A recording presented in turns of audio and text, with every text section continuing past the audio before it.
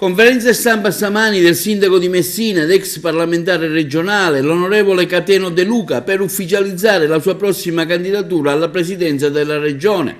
Cateno De Luca si è presentato con un vecchio pulmino stile anni 70 da Figlio dei Fiori, con la valigia di cartone sopra il bagagliaio. Una di queste, ha detto, era di suo padre che, costretto a emigrare per lavoro, andò via dalla Sicilia. Lo slogan scelto da Cateno De Luca è il sindaco di Sicilia. De Luca sta preparando le liste per competere alle prossime regionali in tutte le province siciliane, contro gli attuali partiti e il sistema politico che vince dalla regione, chiamato simpaticamente da Banda Bassotti, che va liberata dalle lobby in atto. Non è un sondaggio che abbiamo commissionato noi, ma pare che sia stato commissionato da Fratelli d'Italia e serviva un po' per impupare ancora quella che era l'investitura di Nello Musumeci. Ma al di là di quelli che sono i sondaggi, noi stiamo portando avanti un progetto chiaro di rivoluzione di questa terra, ma soprattutto di liberazione di questa terra dai soggetti che noi definiamo simpaticamente la banda Bassotti politica, che l'ha ridotta in questi termini. Utilizzano i vari presidenti che ogni volta eleggono, perché anche questo presidente, che ne possa dire, ogni tanto sputa sui partiti, dimenticando che lui dopo 3 tentativi è riuscito a fare il presidente della regione perché i partiti lo hanno indicato e lo hanno sostenuto. Quindi una terra che va liberata dalle lobby e da questa banda Bassotti. Il nostro progetto è chiaro e ovviamente è un progetto che non è assolutamente disponibile a sottoscrivere compromessi a ribasso. Sindaco di Sicilia, questo è lo slogan che lei ha puntato, ma cosa vuol dire essere sindaco di Sicilia alla regione? Semplicemente non ubriacarsi e non farsi oppiare dai muri di Palazzo d'Orléans e di Palazzo dei Normanni. Ormai, se voi chiedete a un deputato regionale cos'è il Parlamento siciliano, loro vi dicono così: il Parlamento siciliano è come la casa di Gesù, quando ci entri non ci vuoi uscire più. Questo sintetizza ciò che succede un secondo dopo essere eletti. Il sindaco invece è un soggetto che sta in trincea, che è raggiungibile, piaccia o non piaccia, perché il palazzo municipale sanno tutti dov'è. Sì, poi abbiamo sindaci che si mettono alla scorta per non farsi neanche raggiungere per carità al cittadino, ma il principio e il valore del sindaco qual è?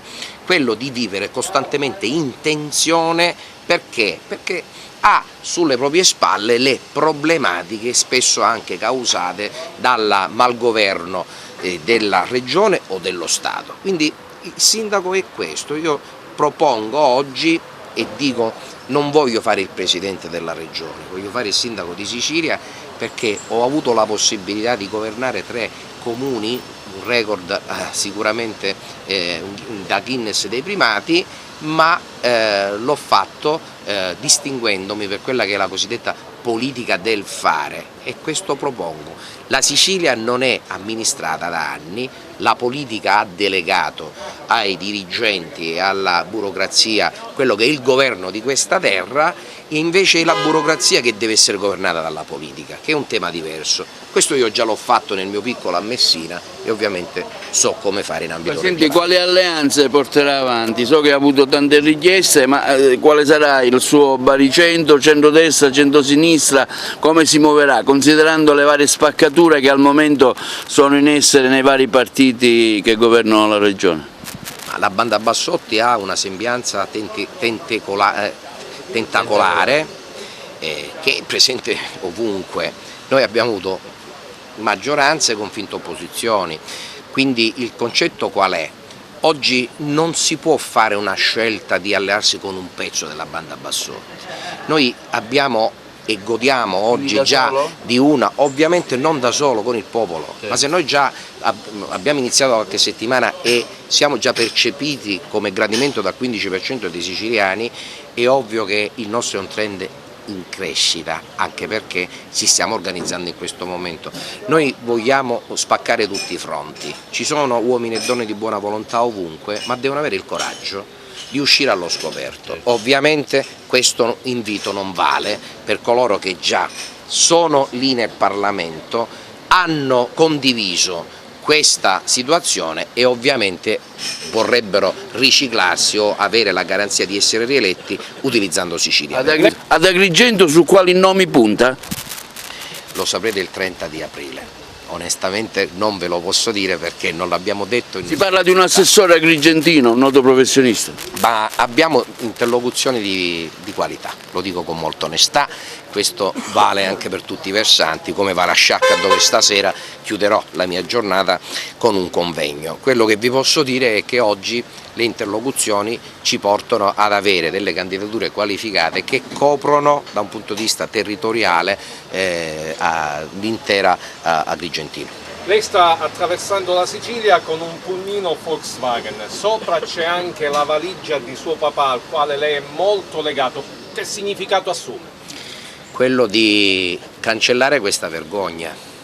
Noi dobbiamo dare ai giovani la possibilità di scegliere, anche di fare esperienza all'estero, ma non devono essere costretti. Non solo, noi continuiamo ad impoverire questa terra perché formare un giovane significa che la famiglia ha fatto sacrifici e ci ha investito, e quando un giovane si laurea e se ne va perché è costretto, significa che noi stiamo portando avanti da questo punto di vista in modo anche cosciente l'impoverimento della nostra terra. Catemoto perché lo chiamano Catemoto? Ma lo chiamano così perché quando 4 anni fa ci sono stati più candidati alla presidenza della regione, ve li ricordate? E quindi per ognuno sostanzialmente c'è una poltrona che è adeguata al sedere dell'interlocutore. Qui ci hanno tentato e ovviamente la risposta è stata no. Io ho detto la mela del peccato non la mangio.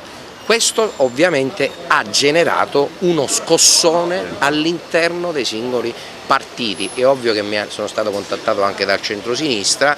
Questa mia posizione, che ovviamente è irriverente e impertinente per quella che è stato finora il modo di corrompere, ha creato delle spaccature, ce ne saranno tante altre. Ecco, il Catemoto oggi è la coerenza, la conseguenza della coerenza di un uomo che dice no a quelle che sono le poltrone che propongono, è proprio la tentazione del diavolo, dico no, e ovviamente questo sta facendo saltare non solo i nervi ad alcuni, ma gli equilibri.